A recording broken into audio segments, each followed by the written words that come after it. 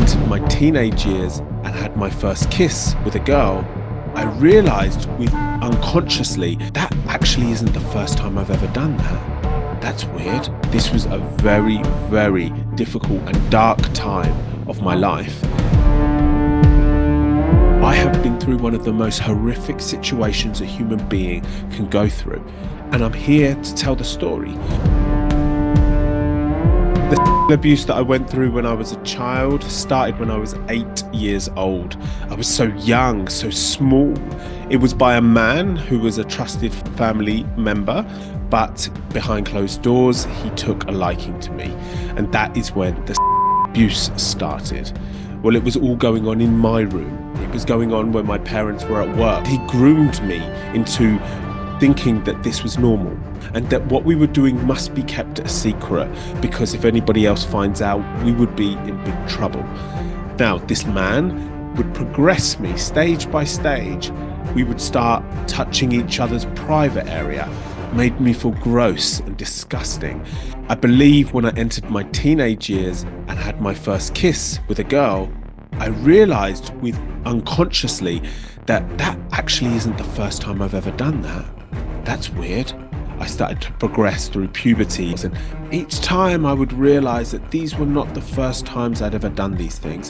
When I was 25 years old, the memories of the abuse that I went through just started getting so severe, I knew I needed to do something different.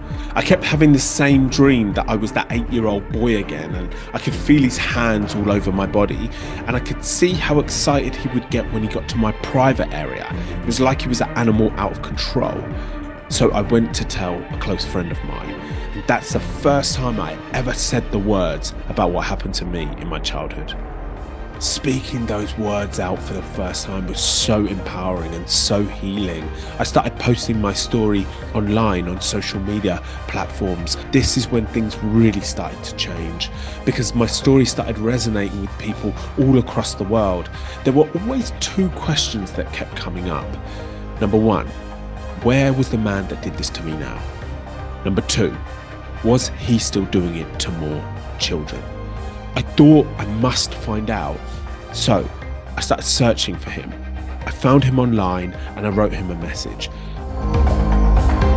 So I wrote him a message, I pressed send, and I saw that he had blocked me. And this is when I decided to go to the police and report the crime. Unfortunately, the police couldn't pursue the case. There wasn't enough evidence. But now we still have a big problem as a society. He is still out there. To anyone who has been through child sexual abuse, let me tell you, it doesn't have to end you. It doesn't have to dictate how your life goes. You can take control of this. You have been through something so horrific and so traumatic, and you are on the other side of it now to continue living your life. That's inspirational, that's strength, and that's courageous. Now, I have plenty of work online. Please go check it out, jeremyindika.com. I also run a movement called Something to Say, where I'm helping others share their stories. I want change and I won't stop. Come join me.